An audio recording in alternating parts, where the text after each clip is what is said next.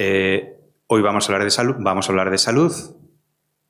El próximo lunes a las 5 vamos a hablar de temas de alimentación, ¿vale? Porque la alimentación también nos importa a todas y a todos y también tiene que ver mucho con el cambio climático, qué modelos de alimentación estamos de alguna manera apoyando o cómo vamos a tener que cambiar nuestros modelos de alimentarnos debido al cambio climático. También vamos a hablar de agua, porque sin agua no hay vida. Y entonces, dentro de 3 semanas vamos a hablar del cambio climático y agua. El agua que bebemos todos del grifo, o sea, el agua en sistemas dulces, en ecosistemas terrestres. De ahí sacamos el agua para la tratamos y la utilizamos para nuestro bienestar, pero también el agua del mar, los océanos, algo que muchas veces nos olvida que 3/4 partes del planeta Tierra son océanos. Y los océanos y el cambio climático están muy estrechamente ligados y lo que pase con los océanos nos va a impactar a los que no vivimos en los océanos. Vivimos en tierra, pero hay una conexión muy interesante que merece la pena entender. Y por último, el cuarto día, o sea, la última jornada, el último lunes de marzo, vamos a hablar de la relación entre el cambio climático y la vida en las ciudades, ¿vale? Nosotros vivimos en una ciudad relativamente pequeña. Cristina, ¿vienes de Madrid? Pues otra escala, y hay ciudades aún más grandes que Madrid, y se dice que muchos de los problemas del cambio climático se centran en el estilo de vida urbanita, pero también, por tanto, muchas de las soluciones que podemos encontrar a este tema complejísimo del cambio climático también seguramente van a venir de las ciudades, ¿no? Entonces, merece la pena, ya que todos, prácticamente casi todos los que estamos aquí tenemos un estilo de vida bastante urbanita, pues entender ese estilo de vida y el problema del cambio climático, de qué manera están enlazados. Y dicho esto, ya habiendo hecho un resumen así bastante cortito de toda la jornada, todo lo que vamos a hablar en marzo, me gustaría presentar a Cristina Linares y a Rafael Bengoa. Cristina es bióloga y doctora en Medicina Preventiva y Salud Pública por la Universidad Autónoma de Madrid. Trabaja en el Departamento de Epidemiología y Bioestadística de la Escuela Nacional de Sanidad del Instituto de Salud Carlos III, que, bueno, en temas de salud e investigación a nivel del Estado, pues es uno de los referentes que tenemos.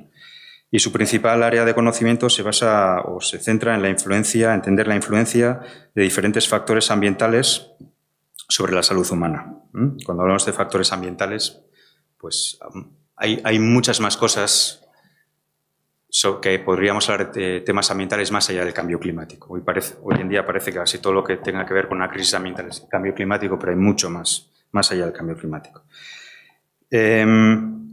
Colabora con la Organización Mundial de la Salud en relación con los efectos de temperaturas extremas y sus impactos en la salud humana, y está especialmente interesada o preocupada, o diría las dos cosas, por los efectos en la salud producidos por el cambio climático. Por tanto, es una persona que nos puede dar muchas claves muy interesantes sobre la relación entre salud y cambio climático. Rafael Bengoa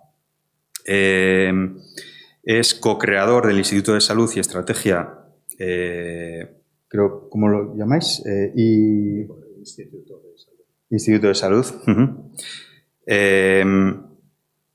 Ha desempeñado diferentes funciones de mucha responsabilidad en el sector de la sanidad aquí en Euskadi, y tras una extendida experiencia internacional también en la Organización Mundial de la Salud, Rafa Bengoa pues tuvo la oportunidad de ser consejero de Sanidad del Gobierno vasco, creo que entre los años 2009 y 2012.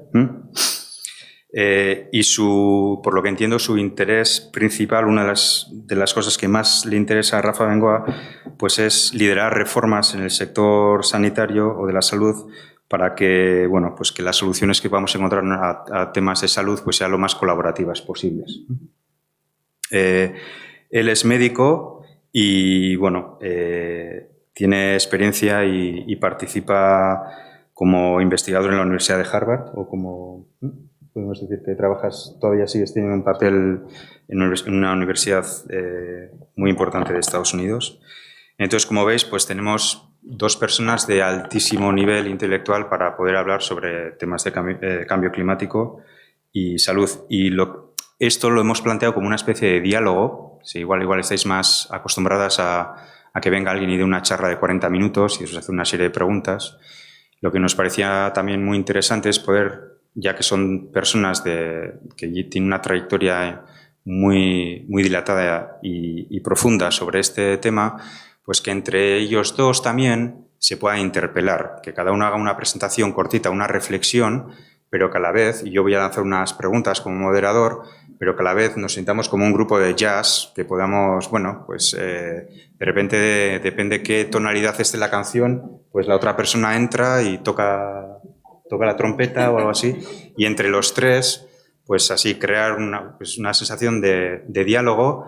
Y después de ese diálogo, bueno, os daremos la palabra para que podáis hacer preguntas y ellos os puedan contestar. La idea es estar aquí entre pues no más de hora y media, porque a partir de la hora y media hay muchas investigaciones también que dicen que, bueno, que la intensidad o la calidad perceptiva de las personas ante bueno, pues discursos o charlas pues baja bastante, ¿no? Entonces, más de hora y media no vamos a estar aquí, vais a tener tiempo de, yo creo que incluso hacer algún recaudo esta tarde. Entonces, bueno, voy a pasar no sé si Rafa o Cristina preferís. ¿Sí? Sí. Venga, pues Cristina, tienes la palabra y, bueno, pues el tiempo que creas necesario. Muy bien. ¿Me escucháis bien? Bueno, buenas tardes a todos y a todas. Muchas gracias, Unai, por esta invitación y encantada de estar aquí con todos ustedes. Ya veo que se ve perfectamente la presentación.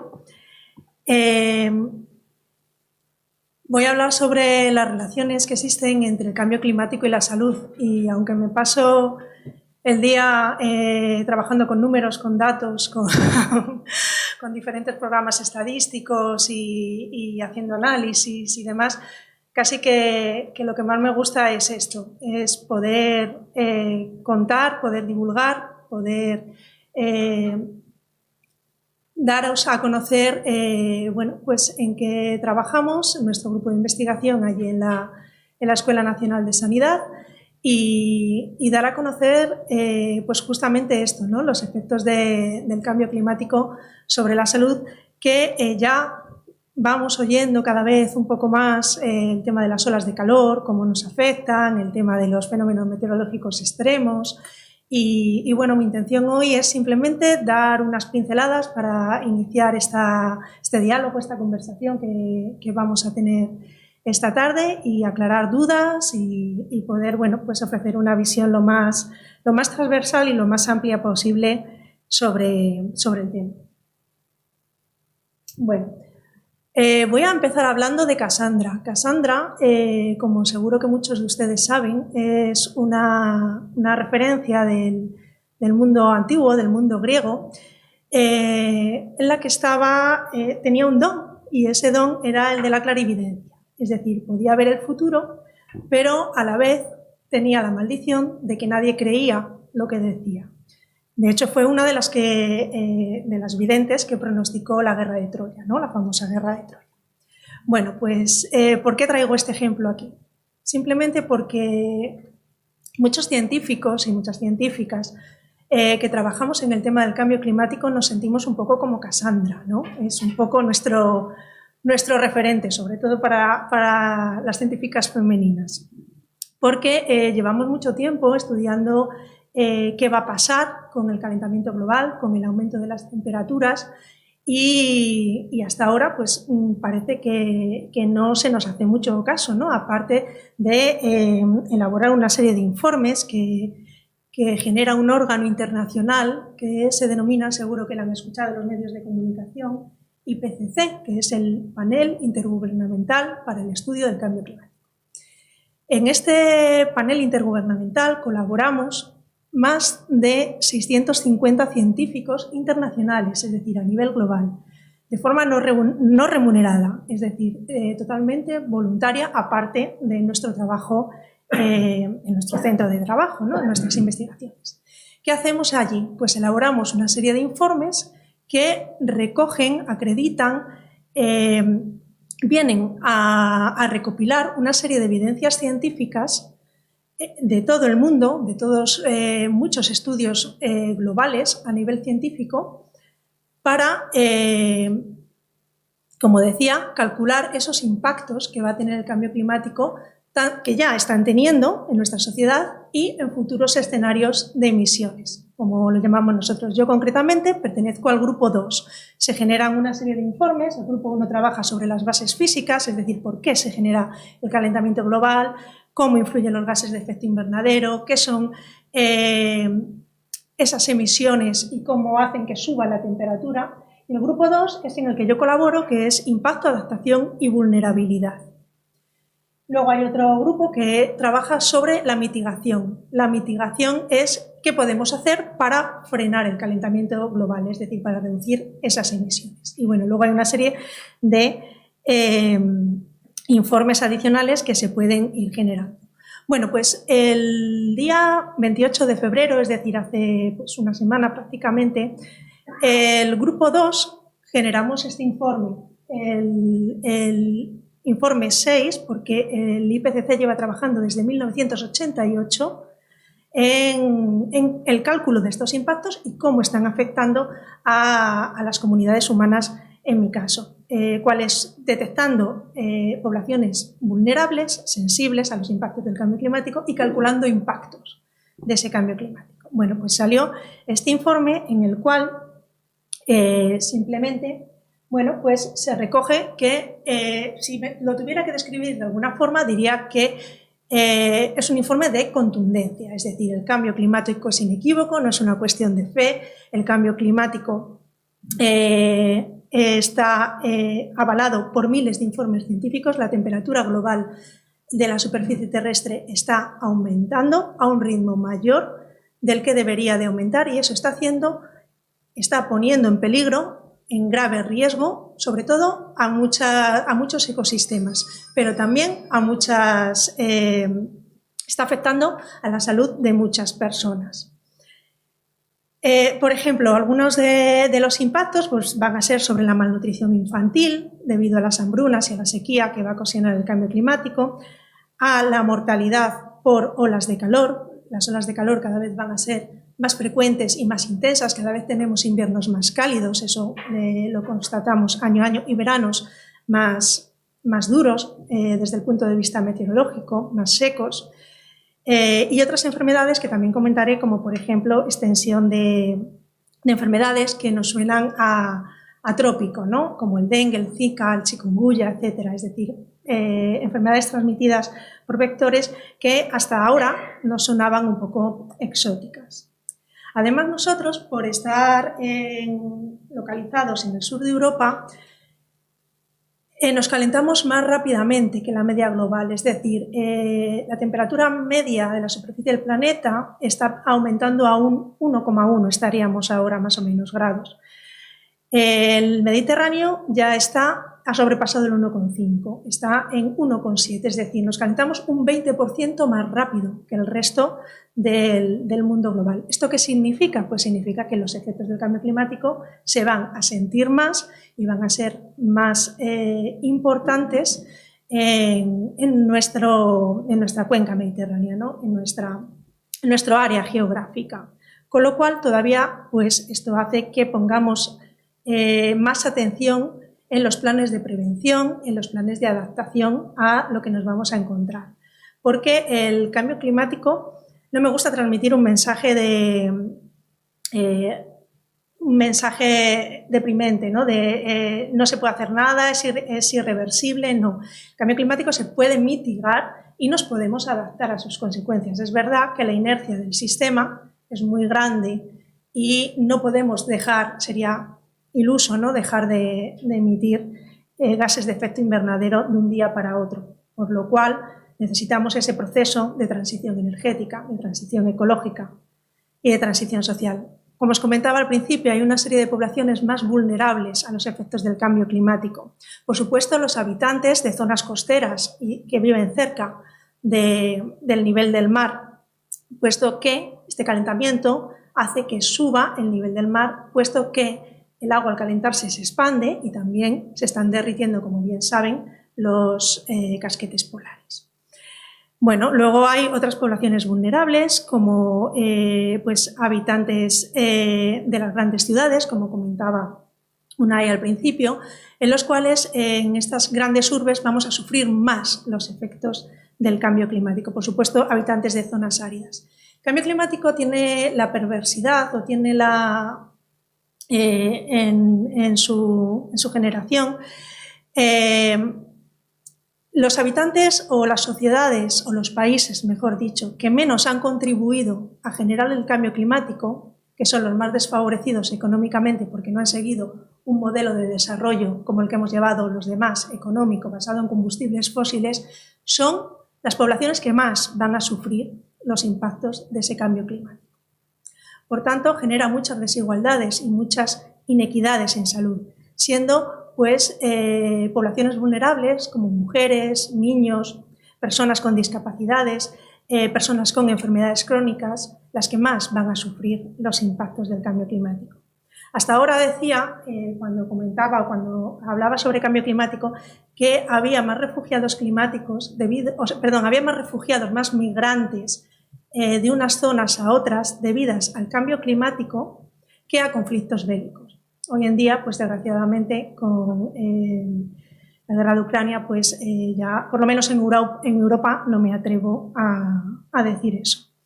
Pero genera mucho desplazamiento de poblaciones debido a su pérdida de forma de vida, pues de sequías, incendios, etc.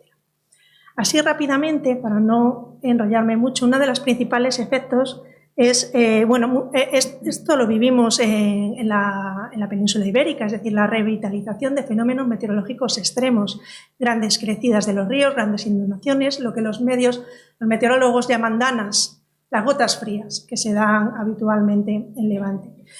¿Esto qué hace? Pues hace que se produzcan pérdidas de infraestructuras, pérdida de hogares, pérdida de negocios, generando principalmente, bueno, aparte de esos daños directos, pues problemas de salud mental. Estamos registrando, y la OMS, la Organización Mundial de la Salud, y en este último informe que os comentaba al principio, se registran, se están monitorizando cómo estos fenómenos extremos pues producen problemas en la población afectada, problemas de ansiedad, de estrés postraumático, de depresión, más riesgo de padecer posterior al evento una enfermedad de salud mental y también lo que los médicos pues llaman una pérdida de adherencia a esos tratamientos, ¿no? Pues personas con hipertensión o personas con diabetes que tienen que salir de su casa pues con bastante premura, genera una carga que los médicos llamamos también de morbilidad asociada bastante importante. Los fenómenos climáticos en España causan la pérdida de 700 vidas anuales y de 900 millones de euros al año. Con lo cual es uno de los efectos del cambio climático pues, más significativos y de los más importantes. Bueno, esto lo he comentado, lo que sería la pérdida de hogares, infraestructura, mayor número de lesiones, traumatismo, afectación de la salud mental, las sequías. Rápidamente, las sequías nos afectan de diferente forma. Además, es un fenómeno que se retroalimenta con los incendios. Un territorio más árido o una desertificación del territorio hace que se pierdan muchos cultivos, hacen que la calidad del agua se vea afectada, hace que se intensifiquen fenómenos como las olas de calor y, por supuesto, otros como, por ejemplo, los incendios forestales. La calidad del aire también se ve afectada porque hay más cantidad de partículas en suspensión, con lo cual esto hace que también enfermedades de tipo respiratorio y cardiovascular, pues en personas con patologías crónicas de estos dos tipos principalmente, pues se vean afectados. La seguridad alimentaria, desplazamiento de especies tanto a nivel marítimo como intervención, como comentaba, en agricultura y ganadería, el tema de los refugiados climáticos que ya he comentado, los incendios forestales, todos recordarán que las imágenes horrorosas que veíamos de los incendios en la costa oeste de Estados Unidos y también en Australia, etcétera, etcétera, en España y Portugal, es las zonas de Europa donde más incendios forestales se registran. anualmente. Esto es importante porque, aparte de las pérdidas, por supuesto, que ocasionan, afecta a la salud de las personas, puesto que el penacho de esos incendios puede alcanzar localidades muy alejadas, es decir, esas partículas que van contenidas en ese humo no se quedan solamente donde está generado el incendio, sino que, por impulso de los vientos dominantes, pueden alcanzar localidades alejadas, teniendo consecuencia también en la salud de las poblaciones afectadas. Un incendio, creo recordar, de 10 hectáreas ya es suficiente para tener consecuencias en la salud de las personas. Las olas de calor, aquí no me voy a extender mucho porque además es mi campo de estudio y podría estar hablando mucho tiempo. Simplemente quiero transmitirles la idea de que las olas de calor no solo generan golpes de calor. Si recordamos y echamos la vista atrás, la ola del calor de 2003, que fue una de las principales que afectó a nuestro país y a partir de la cual se pusieron en marcha los planes de prevención en salud pública frente a temperaturas extremas, murieron 141 personas por golpe de calor directo, pero 6.000 personas adicionalmente por empeoramiento de las patologías previas que tenían. Pues enfermedad pulmonar obstructiva crónica, enfermedades circulatorias, etcétera, etcétera. Incluso enfermedades nefrológicas, es decir, relacionadas con el riñón, puesto que muchas veces la medicación que se toma pues afecta a la sensación de sed, por ejemplo, y por eso a los ancianos hay que recordarles constantemente que se hidraten en episodios de olas de calor, porque no sienten la necesidad muchas veces de beber. Bueno, ahí he traído un montón de enfermedades de tipo cardiovascular relacionadas con las olas de calor, hipertensión, arritmias, insuficiencias, otras cuantas con enfermedades renales que no me voy a detener a comentar. Por supuesto, grupos de especial vulnerabilidad, ¿no? Personas embarazadas, por ejemplo, que no estaban incluidas en esos planes de prevención, ahora ya están incluidas, puesto que afecta a la tensión las olas de calor. Enfermedades neurológicas como Parkinson, Alzheimer, demencia, se ven afectadas la población que padece estas enfermedades en fenómenos de olas de calor, población que trabaja al aire libre, simplemente, es decir, obreros de la construcción, personas que están asfaltando, etcétera, etcétera. Además, es uno de los principales impactos que vamos a tener en nuestro país. Por supuesto, otro tema muy relacionado con las olas de calor y las olas de frío, que no van a desaparecer, ojo, aunque el incremento sea de la temperatura media global, es el tema de la pobreza energética. En España hay 4 millones de personas que sufren pobreza energética, que son incapaces de mantener su hogar calefactado en invierno y, digamos, pues climatizado en verano, con lo cual esto es otro de los riesgos, ¿no? del cambio climático. Y ya sin extenderme mucho más, bueno, otro factor muy importante, el aumento de contaminación atmosférica en las ciudades, porque el cambio climático, aunque es un proceso a nivel global, influye mucho en las condiciones a nivel local. En las grandes ciudades lo que hace es provocar situaciones de estancamiento atmosférico, con lo cual no hay buena dispersión de los contaminantes, y contaminantes como partículas, como dióxido de nitrógeno, que ya están afectando a la salud de la población, pues hace que se intensifiquen sus efectos. La contaminación atmosférica, otra cosa como las olas de calor, podría estar hablando casi una hora entera, porque no solo es la mortalidad prematura que ocasiona, sino toda la morbilidad, como decía antes, con la que está relacionada. Diferentes tipos de cáncer, cáncer de pulmón, afectación de enfermedades neurodegenerativas, por supuesto cardiovasculares y respiratorias. Afecta al número de nacimientos prematuros y al bajo peso al nacer de los bebés. Igual que se le dice a una embarazada, yo siempre pongo el mismo ejemplo, que no debe de fumar, que no debe de beber alcohol, las embarazadas deberían de respirar una calidad de aire adecuada, porque la placenta es permeable a los tóxicos que hay en el aire, ¿no? Y la mayor parte están cargados de metales pesados, y eso al final pues hace que los fetos, los niños en gestación no se desarrollen de la misma forma. Por supuesto, también afecta a enfermedades de tipo asma, alergias, puesto que partículas contaminantes se recombinan con los granos de polen que hay en el ambiente y hace una partícula mucho más alergénica, que cuando la respiramos produce una mayor cascada de reacción alérgica en el organismo. Esto sobre todo se ve mucho en las grandes ciudades. Por eso hay más alérgicos en grandes ciudades que en zonas rurales, cuando la alergia al polen a priori debería de ser mayor, puesto que es un procede de las plantas, debería de ser mayor en zonas rurales. Pues no, hay mucho más número de alérgicos y se desarrolla alergia a diferentes edades.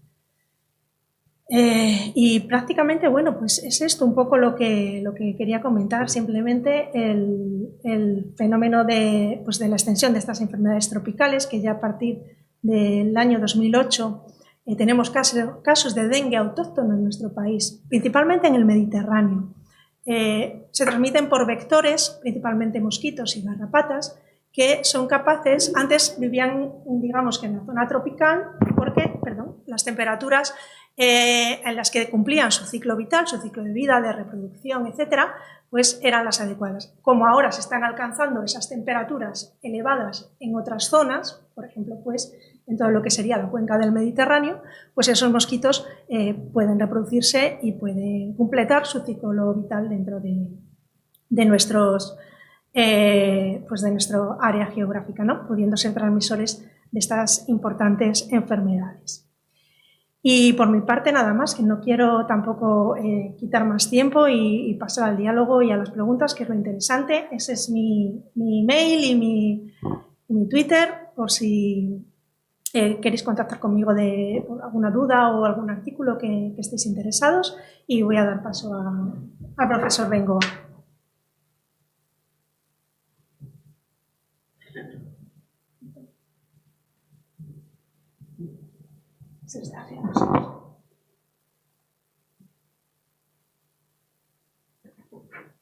Muy bien.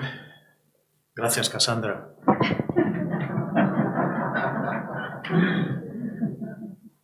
A ver, la pregunta que nos hacíamos los dos el otro día en la radio, buenas tardes a todos, es si es posible vivir sanos en un planeta tan enfermo como se acaba de describir. Y obviamente se está complicando y ya habéis visto los datos. Yo quiero relacionarlo también clima, salud y con lo que nos ha pasado en los últimos 2 años. Porque hay una más que estrecha relación en relación a lo que nos ha pasado con este virus y lo que nos pasará con otro virus. Estaba muy lejos, ahora sí. Vale. Entonces, la pregunta que... Tengo que ampliarlo. Es, Cristina estaba hablando de esas temperaturas extremas, inundaciones, sequías. Hay que añadir a esa lista de cosas provocadas por el deterioro del clima la vulnerabilidad que se está produciendo en los humanos por la forma de tratar el planeta. Entonces, estamos creando condiciones muy favorables para los virus, bacterias, distintos microorganismos. Ya habéis visto algunos directamente por los vectores de mosquitos, pero otros simplemente virus como el que nos ha afectado estos 2 años. Todos reflejan este tema de cambio climático y todos afectan obviamente el tema de la salud. No voy a entrar en detalle de esta lista porque Cristina ha enseñado y prácticamente todas las partes de nuestro cuerpo se ven afectadas por el cambio climático y los efectos del cambio climático. Sobre todo aquellos que tienen ya algún tipo de enfermedad, pues se ve más afectada, pero esto simplemente son datos objetivos de que no queda casi nada sin tocar.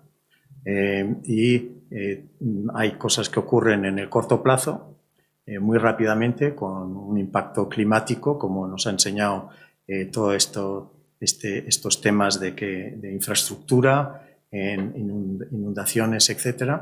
Hay unos más a medio plazo y otros más a largo plazo. Y entonces nos da esta sensación de que las cosas con el cambio climático van a fuego lento. Pero ya habéis visto que no, es que se está acelerando y por lo tanto hay una falsa seguridad. Hemos estado hablando durante toda la pandemia de la falsa seguridad que había con distintos momentos en que se tenían que tomar algunas decisiones, y creo que ya se irá probando, pero yo estoy convencido de que hemos estado obviamente desconfinándonos demasiado rápido cada vez que teníamos una ola, demasiado rápido durante la pandemia, y eso simplemente es porque queremos continuamente llegar a un estado de normalidad y tal. Y eso nos pasa un poquito con el clima.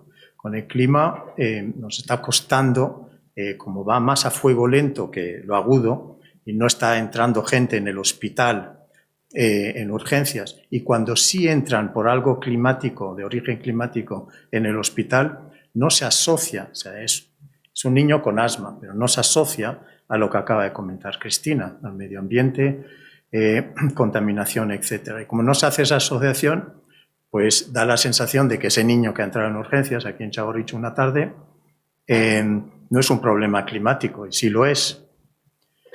Entonces ese tipo de asociación es la que tenemos que seguir construyendo, y no permitir que se piense que no es agudo lo que nos está empezando a pasar, porque hay momentos de crisis agudos de muchas de esas enfermedades. Entonces, lo que está ocurriendo, tanto como con, obviamente, la pandemia, con el cambio climático, es que en la pandemia, al principio, no había conciencia de la situación, de la gravedad de la situación, y era obviamente muy grave porque éramos todos hipervulnerables a un virus que no habíamos tenido antes, y por lo tanto esa conciencia tardó mucho en entrar en el ámbito, si queréis, político y técnico en el país. Nos costó mucho tomar decisiones fuertes que había que tomar. Entonces, lo que se llama en cambio climático y lo que se llama en salud pública, con cualquier tipo de crisis de salud pública, virus o no, es tener conciencia rápida de la situación, pero no los ciudadanos, sino los líderes del país. Y volveré a eso en un momento. Porque los que tienen que tener sistemas para detectar rápidamente las cosas es la gente de salud pública, pero obviamente que avise rápidamente digamos, a las autoridades correspondientes y que se tomen decisiones muy, muy rápidas. Y esto va a ser muy importante, esos sistemas de alerta tempranos van a ser igual de importantes en pandemia y virus como en clima y en otras cosas. Entonces, el virus no tiene ninguna culpa de lo que ha pasado. Hemos creado muy buenas condiciones para que el virus haga lo que nos ha hecho. Ha habido 100.000 muertos en España, muchos aquí. Entonces, estamos diciendo que el virus y el coronavirus y esta pandemia ha sido un síntoma. Es un síntoma de lo mal que tratamos el planeta. Me explico. No hubiera ocurrido con esa fuerza y se hubiera mantenido más local si no hubiéramos destrozado bosques, junglas, etc. Y lo que ha pasado, básicamente, en dos palabras, es que como deterioramos el clima, se deterioran los bosques.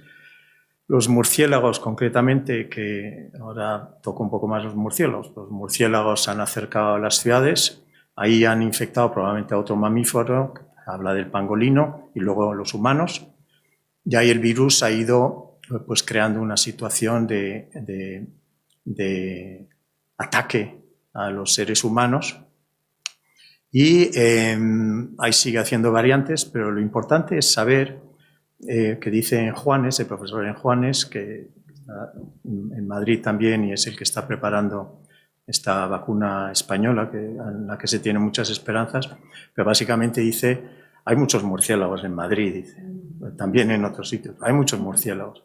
Y todos los murciélagos tienen coronavirus, desde siempre.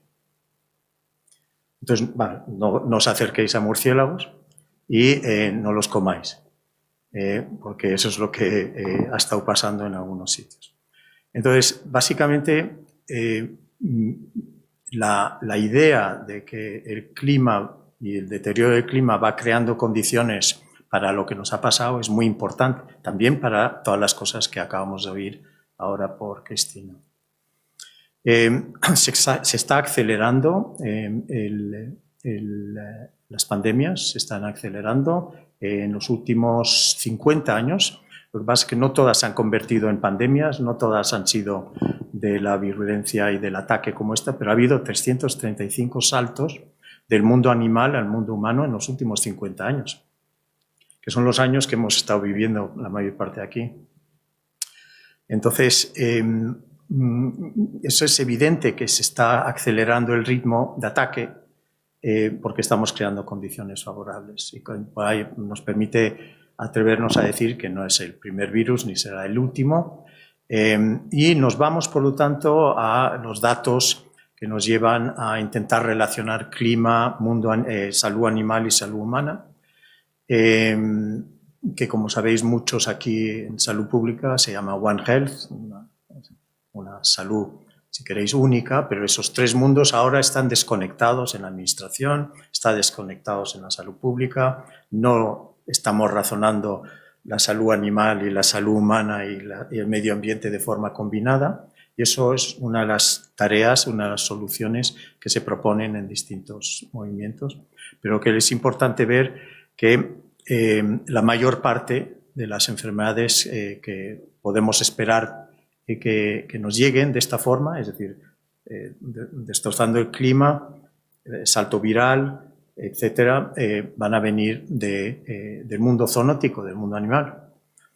Y el mundo animal pues, siempre ha tenido estos virus. Lo que pasa es que esos virus se quedaban en una zona del bosque localizada, pero desde que estamos rompiendo y deshaciendo lo que estamos deshaciendo, pues aparece SARS-1, MERS, SARS-2, es el que hemos tenido, ébola, todo eso, y probablemente el VIH, el SIDA. Entonces, es evidente que tenemos que hacer algo muy, muy diferente entre la salud humana y la salud animal. Y simplemente quería enseñaros esto. ¿Qué quiere decir? Pues que allí, en la parte de allí, se ve cuando un animal de repente se ve expuesto a un virus y si lo pudiéramos detectar en ese momento, pues lo atacaríamos en el momento ese. Pero fijaros que después ese animal empieza a tener signos de enfermedad, luego puede pasarlo a un humano, luego los humanos tienen signos clínicos, enferman, y es cuando ya tenemos una epidemia, pero lo que es importante aquí es ver que el gasto, ¿veis la línea roja? El gasto va subiendo en todo lo que tenemos que hacer para, cuanto más tarde nos enteramos de que está ocurriendo esta cadena de dominó, pues más tarde podremos intervenir, más caro nos va a salir todo. Y eso es lo que nos ha pasado. Nos ha pasado que no estamos allí delante previniendo lo que está pasando en el mundo animal y, por lo tanto, necesitamos detectar eso rápido. Las buenas noticias es que la ciencia va muy, muy rápido. Esto no es de clima, pero ya habéis visto que la ciencia va muy, muy rápido con el trabajo de Cristina y en las Naciones Unidas, pero básicamente fijaros a qué velocidad ha ido la evidencia. Esto es la velocidad a la que hemos descubierto, bueno, han descubierto la vacuna. Fiebre tifoidea, meningitis, tosferina, pues tardaron muchos años entre que clasificas la enfermedad, la detectas, el microorganismo, y aparece una vacuna. Y fijaros que poco a poco ha ido a menos, y aquí el COVID en un año ya se ha descubierto una vacuna y muchas vacunas, y por lo tanto la ciencia va muy, muy rápido. Y por eso se está diciendo que tanto en clima como obviamente en pandemia se ha comprimido el conocimiento, el progreso científico en 12 meses, el conocimiento que hubiéramos tenido en una década. Por lo tanto, la pandemia ha sido muy mala, pero ha sido muy buena porque se ha concentrado mucha ciencia muy rápido y sabemos hacer muchas cosas que van a servir para el cáncer cardiovascular y otras cosas. Entonces, esta asociación entre pandemia y clima, que es un poquito lo que quiero que se quede, pero también en ambas es necesario la participación social, por eso lleváis todos, hemos estado llevando mascarillas, hemos estado haciendo 1000 cosas para, digamos, mitigar el golpe de esta pandemia, y eso solo se ha hecho posible porque la sociedad civil ha hecho cosas. Pues con el clima igual. Lo que pasa es que la sociedad civil solo en parte se ha puesto a actuar en relación tal. ¿Por qué? Por esta idea de que va a fuego lento. Cambia la pandemia, como parecía que va muy, muy rápido, y es verdad que es más aguda, pues obviamente nos hemos puesto todos digamos, a mitigar este ataque. Ahora, esa participación social es la que hay que lograr más y más con el tema climático. Y se hace con mucha evidencia, como hemos dicho, y se hace, obviamente, fijaros que en ambas, tanto en el clima como en la pandemia, han aparecido negacionistas. En España algo menos, y en eso hemos tenido suerte, la verdad, porque en otros países hay mucho más. De hecho, eso ha hecho que estén menos vacunados. Incluso hoy siguen mucho más vulnerables que nosotros, algunos países a nuestro alrededor. Pero como hay muchos negacionistas y es necesario que la sociedad civil también esté participando en el tema climático, pues la educación y obviamente la comunicación va a ser muy, muy importante. Y por eso es bueno que se tengan este tipo de jornadas divulgativas, porque la comunicación, como creo que hemos visto todos, es igual de importante que la propia ciencia. Si tú puedes descubrir cosas científicamente, pero si se comunican mal durante la pandemia, aunque sea cosas de clima, pero se comunican mal, pues no sirven para arrastrar a la sociedad civil a actuar. ¿Y cómo se puede avanzar? Y con eso pues, quiero ir cerrando, simplemente es haciendo, obviamente, todo lo que hay que hacer a nivel de lo que ponen los informes que se han comentado, digamos, todo lo que es la combustión fósil, etcétera, etcétera, y ir cambiando todo lo que se puede hacer desde digamos, el terreno industrial y político. Pero hay más y más una estrategia de acercar esto al tema de la salud, clima y salud, porque todavía esa asociación no está enraizada en nuestras psiques, y es importante que empecemos a diseñar una estrategia digamos, de mitigar el clima, pero como una estrategia de salud pública. Es decir, es una estrategia de salud pública la que va a conseguir una cosa que igual no se consigue solo dando datos sobre cómo se está derritiendo los polos, etcétera, que todo parece muy lejos, sino empezar a acercarlo a la salud pública, acercarlo a la medicina de todos los días y empezar a pedir a los profesionales de la salud, una idea más, los profesionales de la salud que podrían en el día a día estar haciendo una asociación cada vez mayor entre todas las enfermedades que habéis visto y lo que le está ocurriendo a esa persona en ese momento. Es decir, si yo entro con un pequeño con asma o entro con un problema cardiovascular y tal, no disociarlo en la cabeza del paciente de la situación o la ciudad en la que está viviendo y la polución en la que está sometido y el agua que está bebiendo, etc. Sino hacer la asociación. Y por lo tanto, eso lo que hace, y por eso tiene esta potencial capacidad de arrastre de la población, es lo mismo que en la pandemia. ¿Por qué habéis sido arrastrados? Porque hemos sido arrastrados. Es porque lo hemos visto como algo muy personal. Entonces, yo creo que si los profesionales, y algunos están aquí, y poco a poco podemos desarrollar una estrategia de salud pública, pero también clínica, si queréis, de que en el día a día se hace una relación cada vez más fuerte lo que ocurre en la consulta y convertimos en algo personal la enfermedad que estamos teniendo y que se está teniendo con un problema de clima, pues uno va creando condiciones para hacer. Y el único, si queréis, problema que tenemos con esto es que no tenemos los líderes que nos merecemos. Y no me refiero solo a a Putin, o al hijo de Putin, como le llamó ayer Felipe González. Pero básicamente la idea es que la ciencia, en una década hemos comprimido 10 años de ciencia, pero no se ha comprimido 10 años de buena política en estos 2 años. De hecho, se ha complicado. Y no hablo de la guerra de Ucrania, hablo de nuestro país, de la dinámica política, etc. Y claro, con esa dinámica no puedes ni trabajar bien una crisis de salud pública, que es una guerra, hay gente que dice, no hay que usar la palabra guerra. Sí, ha sido una guerra, ha habido 10.000 muertos, 100.000 muertos. Y probablemente no los 7 millones casi de muertos en la Tierra, sino probablemente muchísimos más. Por lo tanto, no llamar a eso guerra a mí me parece difícil.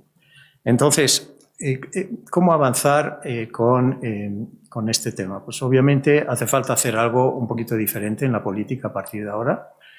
Y ya se les está diciendo pues, que necesitamos políticos, pueden ser los actuales, no estoy diciendo que hay que echarles a todos, que hay días que sí me apetece, pero sino que sepan manejar problemas complejos. Porque lo que nos ha ocurrido durante esta pandemia y lo que nos está pasando con el clima es que es muy complejo. Y muchos no tienen el encaje de lo científico y pues, se pasan la pandemia diciendo tonterías y luego decidiendo tonterías, porque estamos en una democracia y ellos son los que deciden. Y hay que aceptar que la política decide, la ciencia informa, la ciencia no decide per se, es la política la que decide, pero entonces si eso es así, pues la política va a tener que ser mucho más compleja, manejando problemas complejos, porque si hay algo que viene ahora, en el resto de las décadas digamos, de este siglo, son problemas complejos, no hay ni uno simple.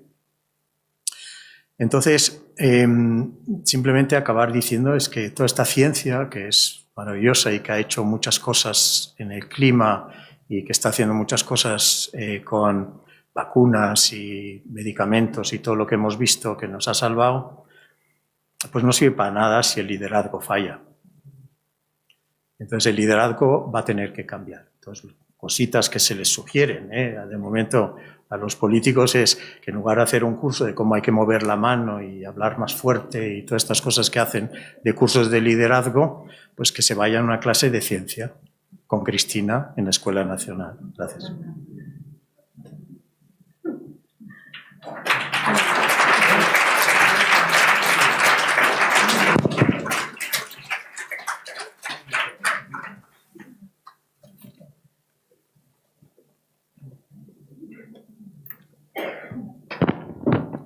Bueno, eskerrik asko, muchísimas gracias, Cassandra, Quedo, Cristina y Rafa, por ser tan directos y tan claros en vuestras exposiciones, ¿no? Yo creo que ha estado muy bien empezar por Cristina para dar una visión de decir es que el cambio climático afecta prácticamente cualquier idea que podamos tener sobre la salud pública.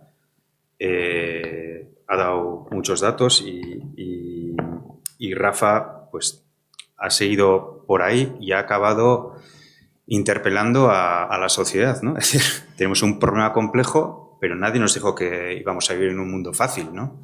Y la política es eso, ¿no? La política o la gestión es... Realmente el buen gestor es aquel que acepta que vivimos en una situación compleja y tratar de encontrar las soluciones, sobre todo desde la evidencia, ¿no? No desde las suposiciones o desde los deseos, sino desde la evidencia que clama al cielo.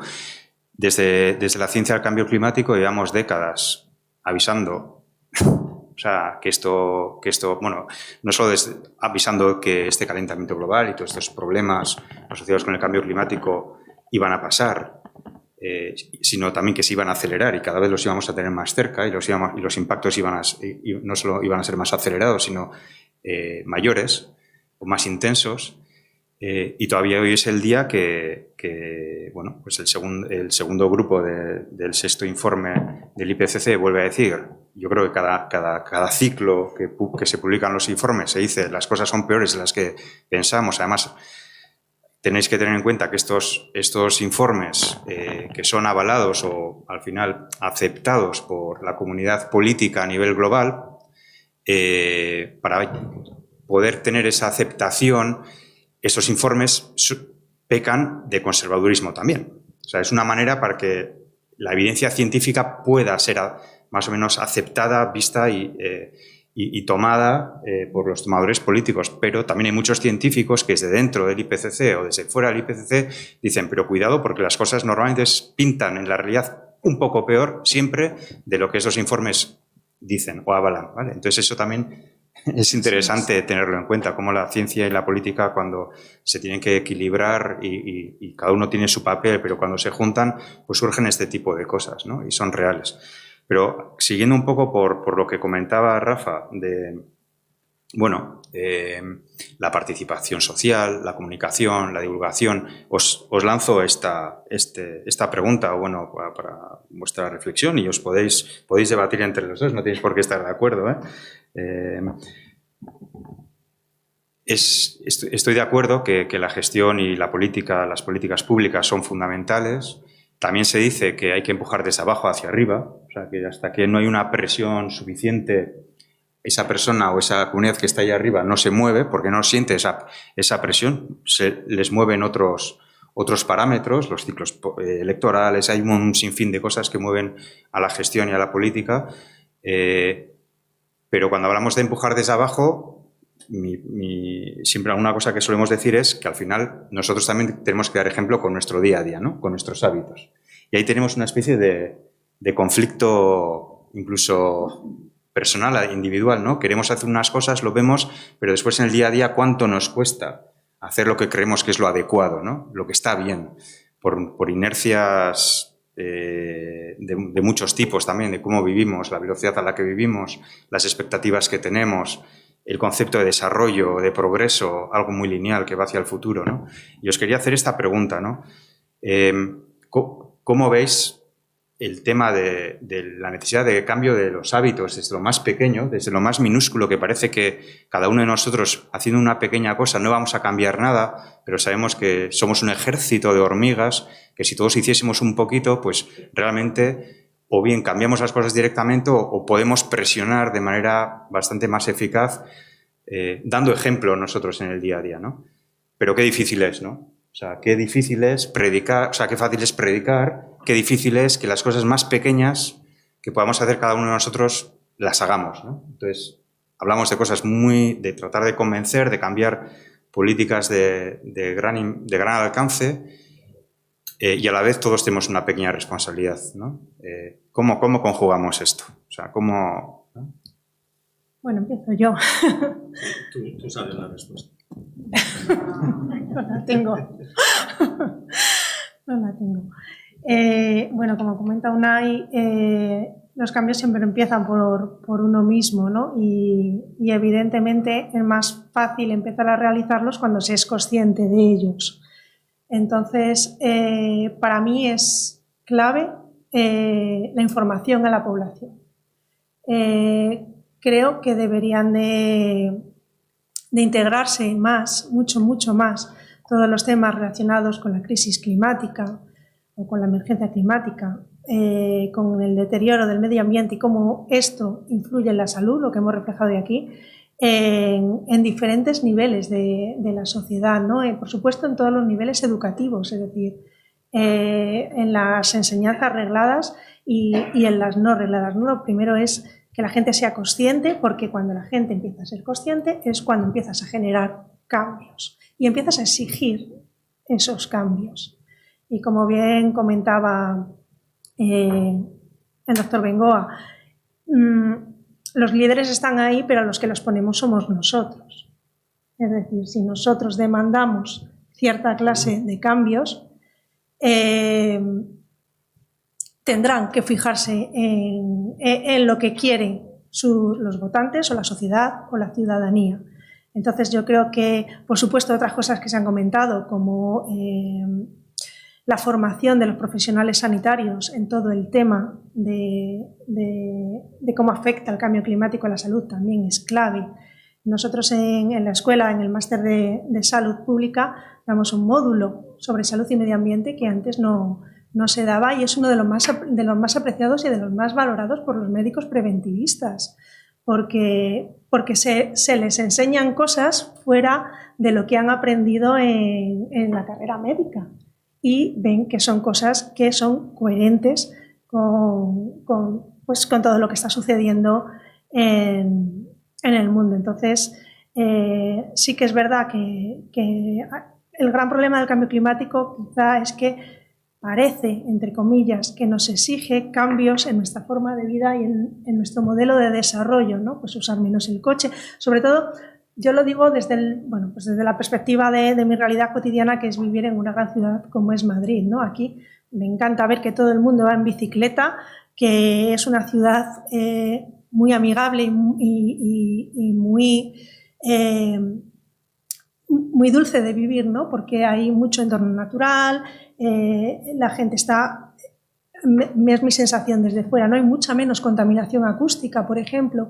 Yo, en cuanto me voy fuera de Madrid y voy a una ciudad pues más pequeña, con menos locomoción, sobre todo de coches, ¿no? Sobre todo de tráfico rodado, lo primero que aprecio es la calidad acústica, ¿no? Me llama muchísimo la atención que el nivel de ruido.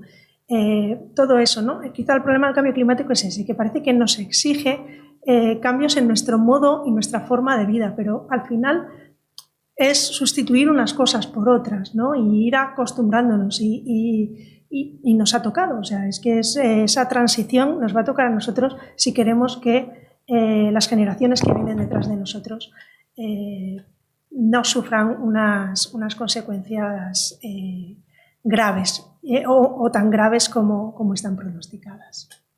Una anécdota solo. En el año 2000, cuando estábamos en el grupo de enfermedades no transmisibles, hicimos con la doctora Brundtland, que era la directora general de la OMS entonces, hicimos lo de la Convención Marco contra el tabaco. ¿Y por qué me voy al tabaco? Porque la industria del tabaco incluso en ese momento estaba financiando programas en las escuelas para dejar de fumar. ¿Y por qué estaba la industria del tabaco financiando en toda la tierra a niños para que no empezaran a fumar? Porque de esa forma conseguía la industria hacer que la culpa fuera de los fumadores, del individuo, del ciudadano fumador. Y en ese momento, como grupo, se tomó una decisión muy grande, que no va de fumador esto. No va solo del que está abajo, sino que va de la industria. Y se empezó a atacar la industria y se hizo una convención marco muy, muy dura, que luego se ha repetido en los países. Aquí hicimos la legislación, en Euskadi, en España, etc. ¿Y qué es lo que ha ocurrido? Pues se ha creado un entorno para hacerlo muy difícil. Y obviamente a la industria, que no le ha gustado mucho ese movimiento. Entonces aquí yo creo que parte tiene que venir de abajo, con los ejemplos que se han dado, es evidente, pero es evidente que mucho tiene que venir desde la industria y que la política tiene que hacer la vida mucho más difícil a la industria contaminante. Y por eso uso esa, si queréis, experiencia de la OMS y si no, siempre va a parecer que hasta que todos los ciudadanos no hagamos algo, no hay que hacer algo a nivel macro, hay que hacer muchas cosas a nivel macro. Y entonces yo creo que tenemos que hacer todos muchas cosas en el día a día, reciclar, bla, bla, bla, pero tiene que ocurrir algo arriba muy serio. Y lo que estoy diciendo es que yo no he visto ningún cambio en el presupuesto, ni nacional ni autonómico, ni en otras autonomías. Estoy mirando a ver si después de esta guerra de 100.000 muertos en España hay un cambio que dice que hay que hacer algo muy diferente en medio ambiente, clima, salud pública, medicina y servicios sociales, donde ha habido un desastre total. Y en el presupuesto no. Por lo tanto, en el ámbito político, ya veis que estoy haciendo mi terapia hoy, pero básicamente lo que está ocurriendo es, nos quedamos con lo que había y tocamos en los márgenes. Y eso no basta, porque esto es mucho más importante que esto. Y por lo tanto, hasta que no veamos en los presupuestos algunos cambios muy importantes que vayan en esa dirección, y solo vemos que en los presupuestos en Euskadi o fuera estén dirigidos a hacer algo mucho más serio, pues hay que apelar, hay que tocar la puerta a los políticos y decir, aquí tiene que pasar otra cosa. Pues voy a interpelarte, Rafa, y después... Y la pregunta es, ¿por qué?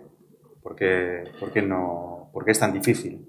O sea, ¿cuál es ese techo que está ahí? ¿Y por qué es tan difícil que, por ejemplo, que hablemos de transformación en vez de transición? Porque hablar de transición es fácil. Transitar es como caminar a un futuro que todos queremos.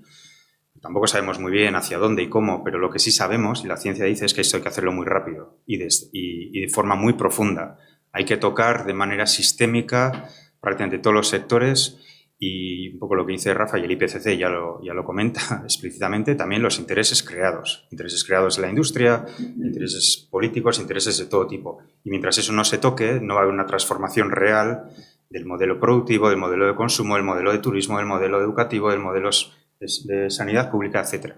Entonces la pregunta que os haría es ¿por qué creéis, desde vuestra experiencia o de vuestra propia lectura de la situación, por qué es tan difícil la transformación? Bueno, a ver, yo creo que tienes que invitar a una mesa de políticos y preguntarles. Bueno, ya lo haremos.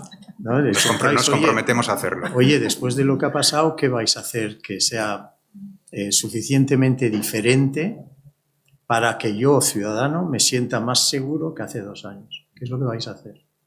Porque es que yo no lo veo. Y entonces dirán, no, es que estamos reforzando un poquito la salud pública y hemos comprado unos PPEs y tenemos mascarillas fabricadas nacionales. Ya, pero es que eso no basta.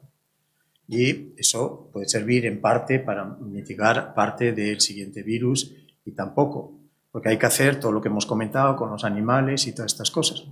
De hecho, en el presupuesto todavía no está relacionado el mundo animal con el mundo humano. Entonces hay mucho trabajo que hacer, no quiero decir que es solo políticos. Lo que es importante es que esas cosas sí están en sus manos, esas decisiones, dónde llevo el presupuesto.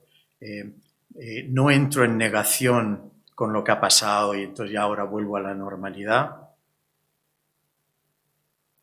sino que interpreto lo que ha pasado, aprendo, evalúo y hago cambios importantes. Pero yo creo que te tienen que contestar ellos. Yo, por ejemplo, no voy a votar a nadie que no tenga un cambio importante en sus propuestas en este sentido. Porque la pandemia, es que por eso hacemos la asociación con pandemia y clima, porque la pandemia es un aviso, es una señal de clima más. Porque como las inundaciones que han ocurrido en Alemania o los incendios de Portugal y España no nos despiertan, pues la pandemia también es clima y no nos ha despertado y no tenemos que dejar que no nos despierte esta. Y luego la complejidad. Es decir, necesitamos políticos que lleguen con una formación mucho más compleja. Todos los políticos, todos los partidos políticos, da igual el color, no están a la altura para problemas complejos. Mañana me llamarán. Nada, pues totalmente de acuerdo con Rafa, ¿no? Es también el problema del cortoplacismo, ¿no? Lo que se dice siempre, que siempre se mira muy a corto plazo y son problemas complejos a solucionar pronto y pensando a largo plazo y a corto plazo, es decir, entraña esa complejidad además y bueno, pues parece que los políticos pues siempre es lo de lo urgente les impide hacer lo importante, ¿no? Entonces no hay calado, no hay... Simplemente, no sé, a mí, ya esto es una reflexión personal, falta altura, ¿no? En los discursos, en la forma de abordar y afrontar los problemas, ¿no? A veces incluso falta, bueno, por supuesto, de sinceridad, ¿no? Es cosas que hemos vivido con la pandemia que nos han parecido totalmente, o por lo menos a los que trabajamos un poco pues para la sanidad y la salud pública, que nos dejaban perplejos, ¿no? algunas decisiones que decíamos, pero ¿quién puede estar asesorando a este grupo que toma esta serie de decisiones? Bueno, pues igual hay preguntas allí que... ¿Alguna mano? Sí, igual antes de pasar a las preguntas, no sé si tenemos un micrófono por ahí. No sé si tenemos micrófono para que se pueda escuchar. La gente que está en casa solo puede escucharnos si utilizamos el micrófono. Entonces, a las preguntas también necesitamos un micrófono. Mientras tanto, quizás una reflexión muy cortita, pero yo creo que es bastante interesante, siguiendo el hilo y cerrando este círculo de la política, la gestión, de nuestro papel. Normalmente, cuando solemos decir que las cosas son muy complejas, y esto, bueno, los científicos lo vivimos en nuestras carnes cuando queremos asesorar a la política, lo que nos viene de vuelta es que no queremos complejidad, darnos una solución sencilla, porque o bien no lo entendemos, o bien no lo voy a poder comunicar, o bien esto es demasiado complejo, dame una solución directa, lineal, rápida y además que la pueda evaluar bien fácil, ¿no? Y desde la ciencia decimos, pero es que eso no es así. O sea, hay que darle un poquitín más de complejidad a las preguntas y a las posibles soluciones, tener un poco más de paciencia, experimentar, a veces fallar, volver a levantarse y seguir caminando, ¿no? Y en este contexto, entonces, cuando tendemos, y yo creo que es mi propia reflexión, no solo desde los estamentos donde se toman las decisiones que no quieren la complejidad, les saca un poco de alergia, sino en la sociedad tampoco nos gusta esto de las cosas complejas. O sea, nos gustan cosas como sencillas y nos agobian las cosas complejas, ¿no?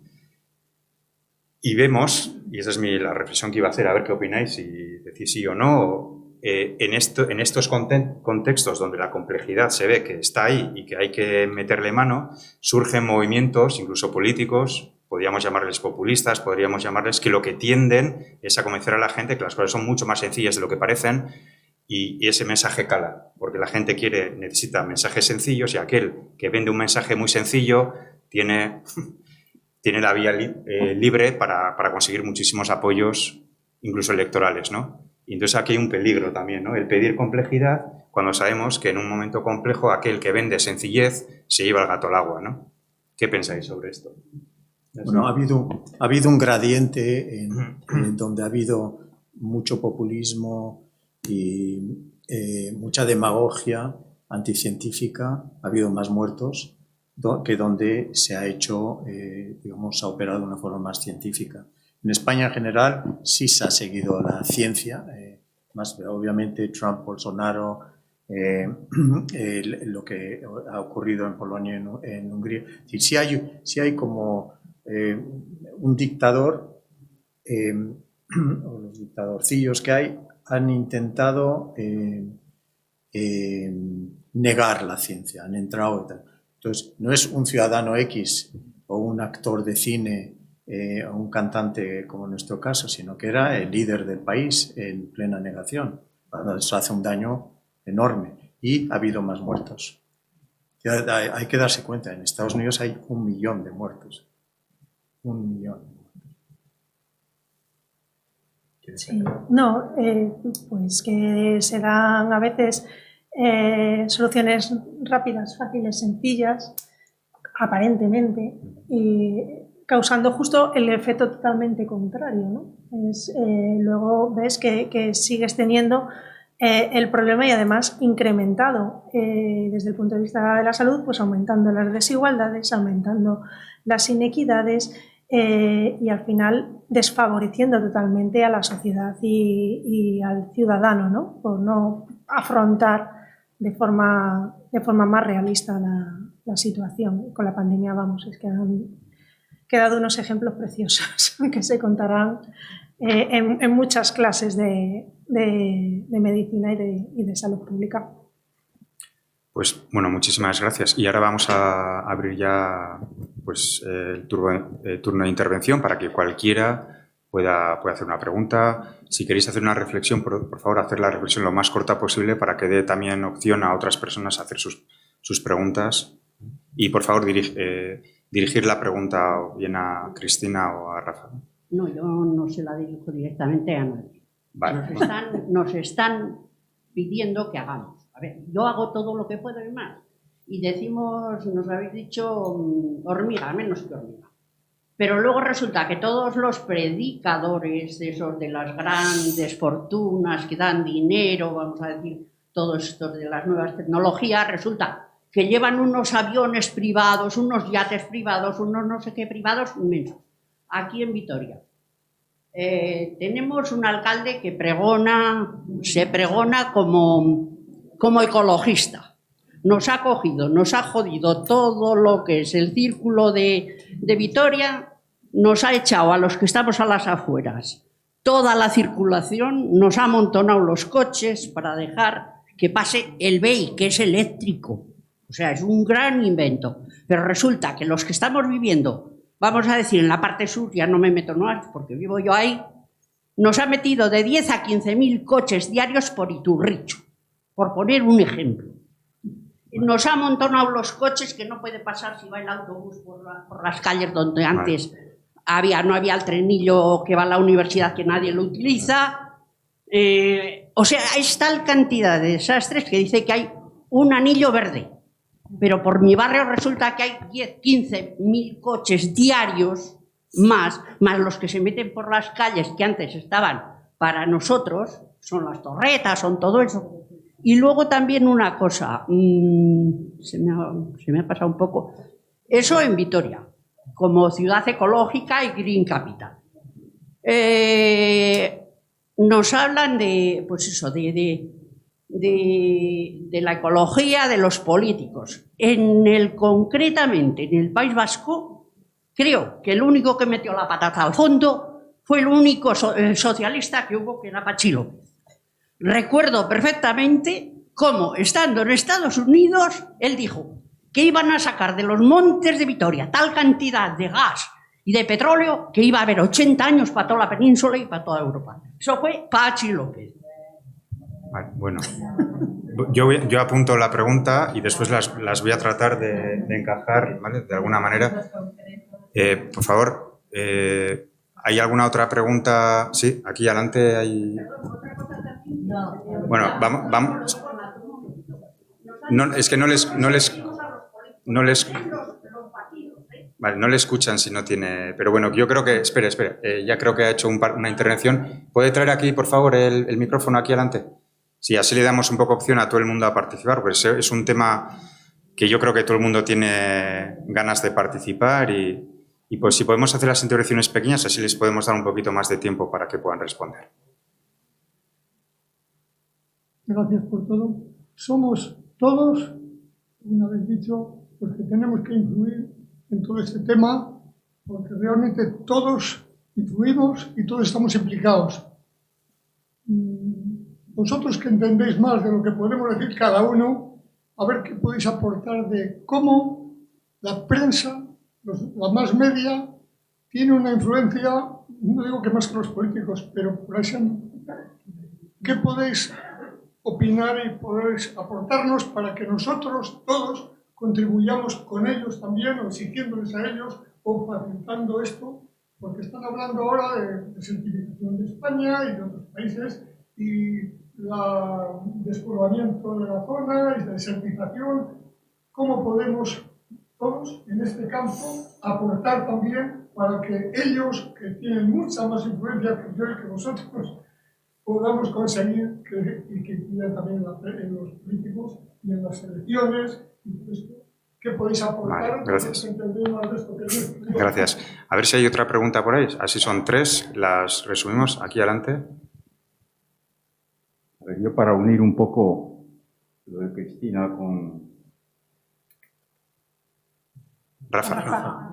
Sí, Rafael. no me venía el nombre. Cristina ha dicho antes que, por lo menos, si podemos mitigar y después adaptar. Visto así, lo veo bien, pero peligro. Y después entra Rafael diciendo cómo... Diciendo cómo el mundo político, social o como queramos llamarle, es quien tiene que tomar las decisiones. Yo entonces, ante esa contradicción, porque el político no está haciendo nada por muchas reuniones de París y de no sé dónde, llego a la conclusión de que al mundo que vivimos solamente le va a interesar la postura que decía Cristina. Mitigar un poco y readaptarlo, lo cual tenemos una nueva pandemia, que se está hablando ya de la pandemia del cambio climático. No sé si entra en caso, pero me compagino las dos cosas. Vale, entonces yo voy a tratar del final al comienzo, ¿no? El peligro de hablar más de adaptación que de mitigación, porque es como que, bueno, como esto es irreversible, parece que lo que hay que hacer es adaptarnos lo mejor que podamos, y como la mitigación entra de lleno dentro de lo que es la economía y eso es lo que nos interesa menos tocar, si entiendo bien un poco el peligro que puede haber de enfatizar demasiado la adaptación de la mitigación como dos cosas independientes, ¿no? Si quieres, Cristina, sí, comentas, bueno, pero un poquito el rol de la prensa, yo creo, de los medios de comunicación, cómo comunicar, ¿vale? Y después igual yo voy al tema de Gorka Urtaran y Vitoria y la Green Capital. Soy de Vitoria, entonces igual. Te toca. Bueno, sí, de acuerdo. La adaptación lo que nos va a permitir es salvar vidas. Entonces, es mi punto de vista, como científica y como veo cómo evolucionan las cosas. Podemos mitigar, hay que mitigar y hay que tratar de disminuir y de realizar esa transformación, sobre todo en la descarbonización del transporte, de todo lo que es desacoplar la generación de energía de la electricidad, que es otra cosa que, bueno, podríamos estar aquí hablando muchísimo, pero en el punto en el que estamos es clave la adaptación si queremos proteger la salud de los más vulnerables. ¿Cómo veo yo las cosas? Por supuesto, hay que mitigar, pero ahora mismo estamos en un punto ya que lo más importante es adaptarse. Es adaptarse y es lo que nos va a permitir salvar vidas. Sin olvidarnos de mitigar, porque claro, tampoco podemos decir, pues ahora nos olvidamos de la mitigación y Sánchez Castilla, pues ya lo que nos vaya llegando. No, hay que detectar vulnerabilidades, hacer mapas de riesgo.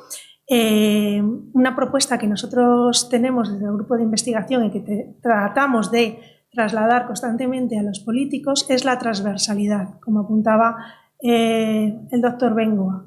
No puede haber consejerías de medio ambiente y consejerías de salud, es decir, tiene que empezar a haber pasarelas transversales, es decir, que unos técnicos hablen con otros y se organicen acciones a nivel urbanístico, a nivel de conceptualización del desarrollo desde las dos visiones, desde el medio ambiente y desde la salud.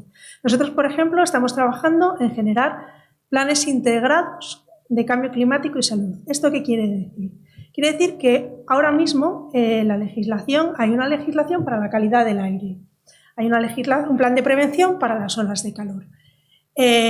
Por ejemplo, ¿no? Como ejemplo, ¿qué pasa? En España, ¿cuándo se dan las olas de calor? Principalmente se dan, por supuesto, en verano, pero es que además coinciden con un fenómeno que seguro que han ustedes oído hablar de él, que son las intrusiones de polvo del Sáhara, que es, viene polvo del Sáhara y afecta la calidad del aire. Entonces tenemos dos factores concomitando a la vez sobre la salud de las personas.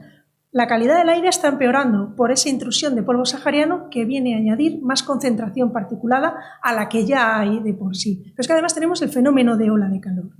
¿Qué sentido tiene tener dos planes diferentes de actuaciones en salud pública que uno es que si rebaso un límite y otro es que tengo que alertar a la población que viene el calor. No, lo eficiente o lo eficaz desde el punto de vista de los profesionales de salud y desde los profesionales de la administración sería avisar, y ahí me meto un poquito en el tema de los medios de comunicación, trasladar esa información al ciudadano, es decir, no digo en la tele que va a hacer mucho calor y que los umbrales tal, no, digo que va a hacer mucho calor y que hay que proteger a la población vulnerable, especialmente a los ancianos, pero además personas que tengan enfermedades relacionadas con episodios de enfermedades respiratorias, también son vulnerables. Ese tipo de acciones son las que creo que debería de comunicarse, porque además el tema de la salud es muy fácilmente comunicable. Todo el mundo entiende lo que es malo para su salud. Entonces es una palanca muy fuerte para generar esa transformación, ¿no? Esos cambios de los que estábamos hablando. Gracias, Cristina. Sí, medios de comunicación. Gracias, sí. Los medios de comunicación, yo creo que lo que se ha aprendido durante la pandemia es lo que comentaba antes, es que la comunicación es igual importante que la ciencia. Y obviamente la ciencia ha dado unos pasos muy grandes, pero la comunicación no tan grandes tampoco.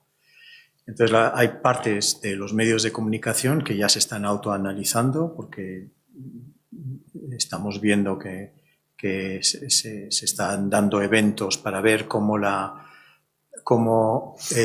los medios de comunicación se tienen que comportar en un problema complejo. Es bastante interesante que se tengan ese análisis. Obviamente los que están en el tema rosa o en el tema amarillo y en el tema muy light, pues obviamente no están muy preocupados con cómo han transmitido información durante la pandemia a los ciudadanos. Pero otros sí, y otros lo que quieren es obviamente de ser el vehículo como medio de comunicación, el vehículo que crea confianza en un momento de crisis. Están diciendo, como va a haber más crisis, pueden ser pandemias o de clima o de otro tipo,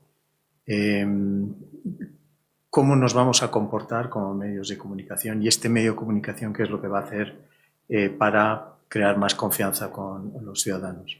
Y esto es bastante importante porque son los medios de comunicación que en algunos momentos, aunque todos tienen ciertas afinidades, que compensan el exceso de color político en las decisiones. Y por lo tanto, algunos pues, quieren transitar a ser medios de comunicación cada vez más independientes, para que haya una o dos fuentes en crisis en las que crea todo el mundo, etc.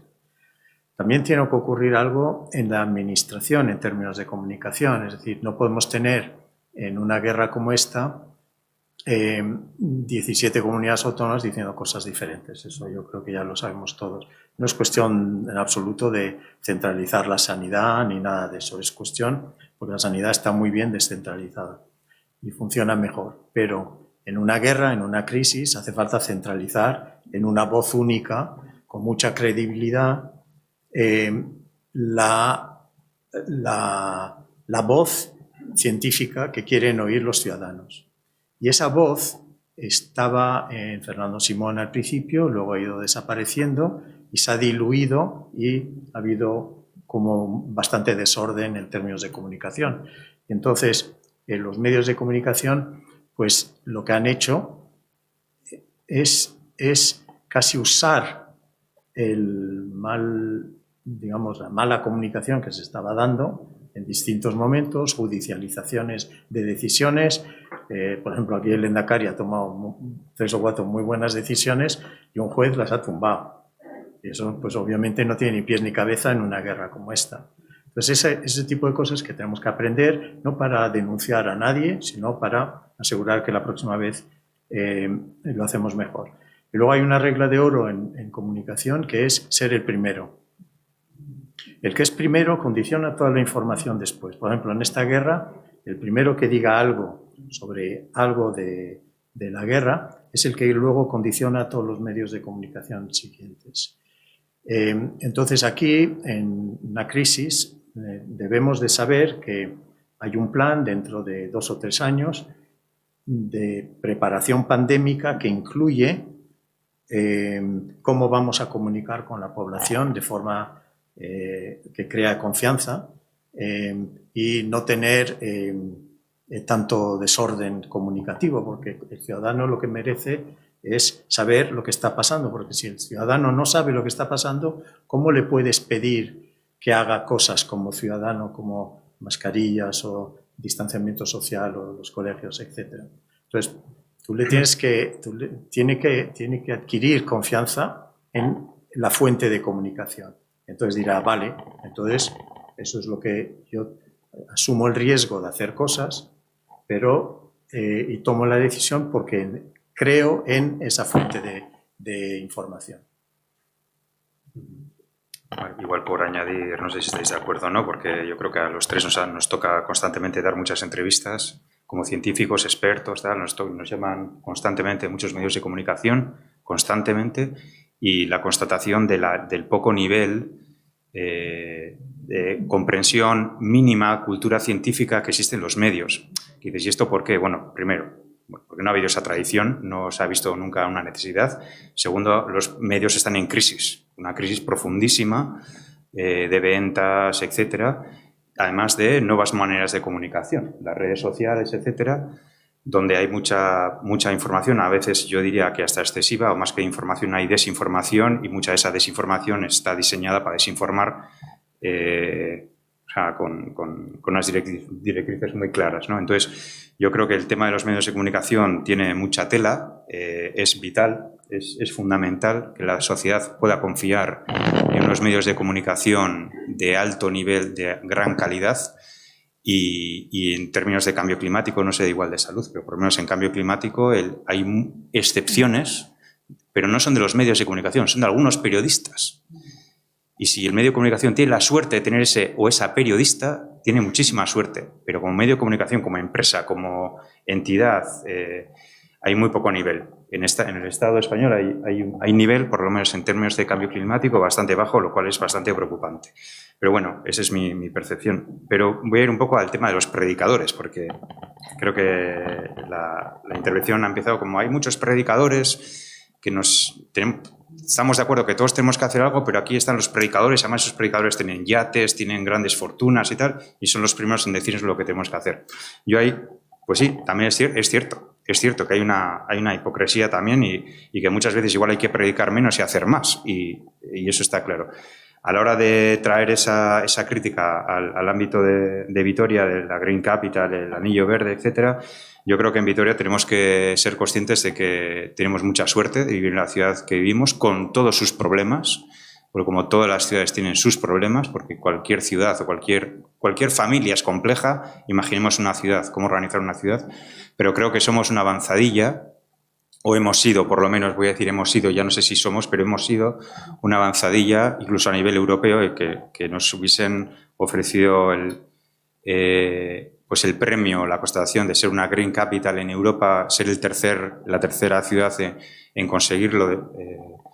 Después ya cada año ha venido una más, pero bueno, es una constatación de que las cosas se están haciendo bastante bien. Dentro del bastante bien, ahora la interpretación cabe si es sobresaliente, si es matrícula de honor o es un aprobado. Eso yo creo que lo podemos discutir, pero yo creo que desde mi perspectiva, y siendo de Gasteiz y habiendo viajado por todo el mundo, yo creo que tenemos que ser conscientes de que vivimos en una ciudad donde las cosas se han hecho bastante bien. Pero claro, yo desde mi punto de vista también hay que fiscalizar a cualquier tomador de decisiones que tenga que hacer algo más allá de predicar. Y yo creo que eso está muy bien. Y yo creo que eso es algo que tenemos que tener constancia de no conformarnos con lo que tenemos, porque en cuanto entre el conformismo vamos para abajo. Entonces, lo que siempre hay que exigir, y hay que exigir que las cosas se hagan de manera transparente, con participación ciudadana lo más real posible, y exigirlo a cualquiera que le toque estar gobernando. En este momento a una persona, dentro de 3 años a otra, o dentro de 5 años a otra, lo que sea.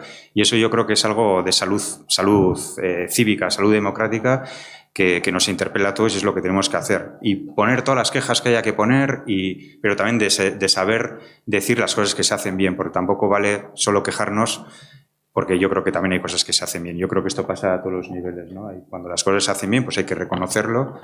Y además porque así nuestras críticas también tienen más valor, ¿no? Porque si solo sabemos quejarnos, al final el valor de nuestras críticas pierde peso, porque al final somos como siempre quejándonos, pero si sabemos reconocer las cosas que se hacen bien y a la vez criticar las cosas que nos parece que nos están haciendo tan bien, yo creo que el nivel de la crítica, la calidad de la crítica, por lo menos igual se va a considerar un poco más, ¿no? Sin más, y sin meterme en términos a nivel personal. Lo que estaba tratando ahora en el móvil buscar una noticia de un medio de comunicación local, que es que no me acuerdo si lo he leído hoy a la mañana o ayer, porque ya es difícil saber en qué día vivimos. Y el titular decía que Vitoria es una green capital donde creo que decía igual los últimos 5 años, pero igual es la última década, no lo sé. Igual meto la pata. Ha aumentado el parque de coches en más de 1000 esta mañana, ¿vale? Bueno, pues eso es una paradoja, es decir, estamos vendiendo o tratando de trasladar que somos una ciudad de avanzadilla, green, tal, pero entonces tenemos que definir qué es eso de green, porque tener, por ejemplo, yo diría, tener la fábrica de Mercedes-Benz, que estamos exportando un modelo de movilidad, por lo menos hasta ahora, ahora igual entra eléctrico con más fuerza, basado en los combustibles fósiles, no sé qué, y es lo que da de comer a muchísimas familias de Vitoria, y entonces tenemos contradicciones muy potentes, ¿no? Y esas contradicciones las tenemos que sacar y debatirlas. Y es así. La complejidad también requiere ver qué contradicciones básicas tenemos incluso a la hora de gestionar una ciudad y el bienestar de una ciudad, incluso el cómo nos describimos como verdes o ecologistas y tal, cuando tenemos una gran fábrica de las más grandes que tiene Mercedes en Europa, que está exportando furgonetas a Rusia, a China y a todos los sitios, ¿no? Bueno, pues ahí lo dejo con la idea de que la complejidad requiere también de análisis bueno, pero bueno, no sé si hay, igual dejaré 1 o 2 preguntas más y ya creo que les podemos dejar descansar a Cristina y Rafa. Aquí tenemos una persona, no sé, ahora viene el micro. ¿Tenéis yates en Vitoria? Sí. ¿De Pantano? No, pero los que tienen los yates de Vitoria los tendrán en Bilbao, en Lekeitio, donde haga falta. Buenas tardes. Muchas gracias. Vamos a ver, por favor. Buenas tardes y muchas gracias por vuestras exposiciones. Han sido muy útiles. Yo tengo una experiencia profesional. He estado 7 años estudiando mi especialidad en Inglaterra y 33 ejerciéndola aquí en Santiago. Yo soy traumatólogo. Y a mí me llama la atención que los mandos intermedios entre los médicos que actúan en los hospitales de ahí para arriba no tienen formación. O sea, un cardiólogo lo pone director del hospital, un traumatólogo lo pone director del otro, y un cirujano general para otros hospitales. Los 3 hospitales de Vitoria han estado dirigidos sucesivamente por personal de ese tipo. Y claro, pues, como ellos tienen una responsabilidad de cifras que tienen que cumplir con una cosa, entonces imponen ese criterio con manos militares. O sea, no se escucha. O sea, en Santiago, por ejemplo, la cuenta facultativa se dejó de reunir. Durante 10 años no hubo. Y algunas propuestas terapéuticas que hemos hecho, por ejemplo, quitar la calcitonina, que se gastaban 4.000 millones de pesetas en Euskadi en calcitonina solo. Y entonces, pues ya conseguimos, entre traumatólogos y reumatólogos, establecer un consenso para que la gente hiciera más ejercicio y tomara menos pastillas. El recurso sanitario invertido en farmacología es que es tremendo, tremendo. Yo tomo 9 pastillas. No sé, de aquí, más de la mitad de la gente de aquí está tomando Sintrón, seguro. Seguro. Sin embargo, en los últimos 6 o 7 meses he visto varios especialistas y ninguno me ha tocado. Me parece que Otorino me metió una cámara. Pero el digestivo no me atacó la tripa. El traumatólogo no me ha bajado los pantalones. Vale. Sí, es un desastre.